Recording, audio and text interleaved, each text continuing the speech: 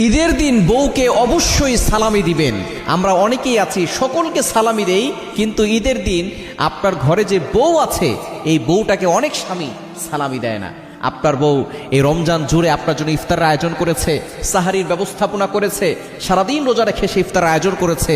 সুতরাং সবচেয়ে বেশি হাদিয়া, সবচেয়ে বেশি ঈদের সালামি তো সেই বউটাকে দেওয়া দরকার। কিন্তু অনেক স্বামীরা আছে সে তার ছোট ছোট অনেককে হাদিয়া দেয়, অনেককে ঈদের বকশিশ দেয়, ঈদের সালামি দেয়, কিন্তু বউকে ঈদের সালামি দেয় না।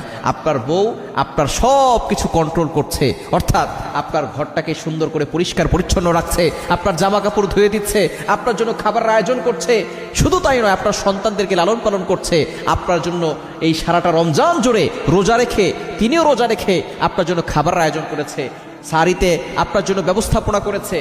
সুতরাং হাদিয়া তো সেই স্ত্রীকে দেওয়া দরকার। কিন্তু আমরা অনেক স্বামী আছি স্ত্রীকে হাদিয়া দেই না, স্ত্রীকে মূল্যায়ন করতে চাই না, স্ত্রীকে সম্মান করতে চাই না। আপনি যদি একটা কাজের লোকও ঘরে রাখতেন, তাহলে সে আপনার এই জামা কাপড় ধুয়ে দেওয়ার জন্য, ঘরটাকে পরিষ্কার পরিচ্ছন্ন রাখার জন্য, সন্তানকে লালন পালন করার জন্য আপনি তাকে মাসে একটা হাদিয়া তাকে দিতেন, একটা সম্মানী তাকে দিতেন, একটা বেতন তাকে দিতেন। কিন্তু আমরা বউকে দিয়ে কত ধরনের কাজ করাই এবং সারাদিন পরে এসে সেই বউটার সাথে কত খারাপ ব্যবহার করি, বাজে আচরণ করি। খবরদার এটা কখনো করবেন না।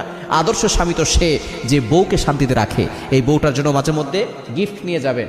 সে যেটা খেতে পছন্দ করে, আইসক্রিম খেতে পছন্দ করে, আইসক্রিম নিয়ে যাবেন। ফুচকা খেতে পছন্দ করে, ফুচকা নিয়ে যাবেন। ঈদের সময় আসলে সবচেয়ে দামি গিফটটা আপনার বউকে দিবেন। সালামির জন্য আপনি